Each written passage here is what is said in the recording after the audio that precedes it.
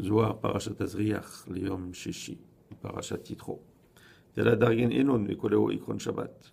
Il y a 3 niveaux, et ces 3 niveaux s'appellent Shabbat. Ce Shabbat, il a A, Shabbat de Yoma et Shabbat de Lela. Il y a ce qu'on appelle le Shabbat Elyon, le Shabbat plus haut.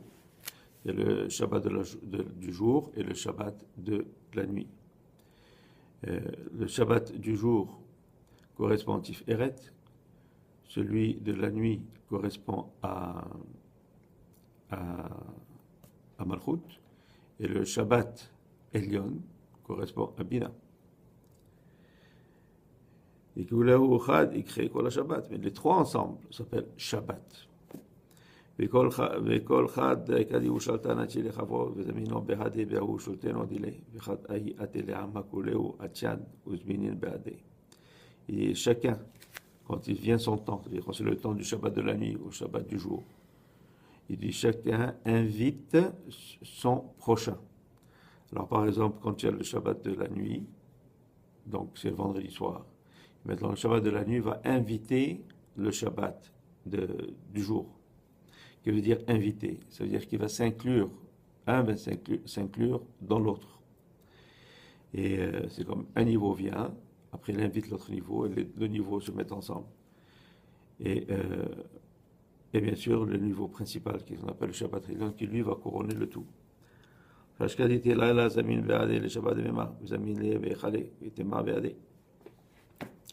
comme on a dit, donc, le Shabbat de la nuit, qui est Malchut, invite le Shabbat du jour, qui est Tiferet. Il invite dans son Echad, c'est-à-dire dans sa dimension. Il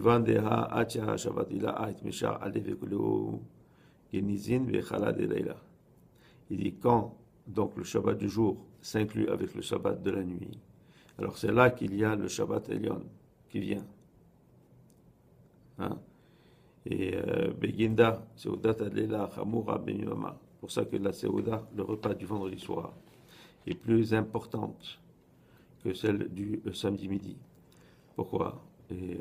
Parce qu'on le voit avec le Kiddush. Si c'est Kiddush le vendredi soir et qu'on n'a pas de vin, on fait le Kiddush sur le pain, on ne peut pas remplacer le vin, alors que le jour, si on n'a pas du vin, on pourrait le faire sur de la bière ou sur une autre boisson.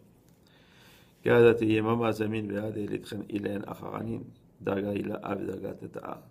donc on vient le Shabbat de jour qui est Tiferet et qu'il donc invite ou qui s'inclut dans les 2 autres niveaux, qui est donc la Madriga à Eliona, le plus haut qui est Bina, et celle qui est plus basse qui est Malchut, da Inhir Lev et da Inhir Minei.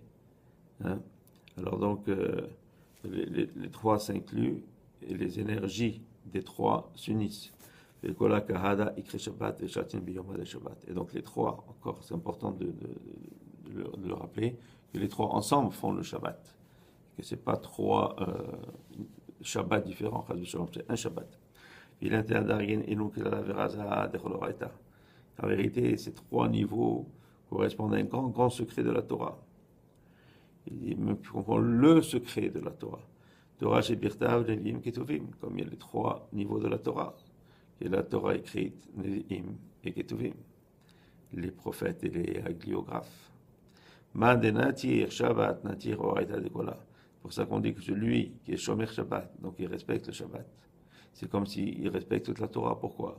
Parce qu'en vérité, dans le Shabbat, ça inclut tout le secret de la Torah. Donc quelqu'un qui est Shomer Shabbat et qui fait le Shabbat comme il faut, c'est-à-dire ça inclut non seulement toutes les restrictions, mais ça inclut aussi l'étude, ça inclut la montée spirituelle qui doit arriver pendant Shabbat, ça inclut le fait de s'élever et d'élever la matière à un niveau spirituel. Et bien c'est là, il s'inclut dans la Torah. Il comprend donc que c'est ça le but de la Torah. Finalement, le but de la Torah, c'est quoi? C'est de nous élever, d'élever la nature et d'atteindre le summum de notre spiritualité. Prochain, Amen.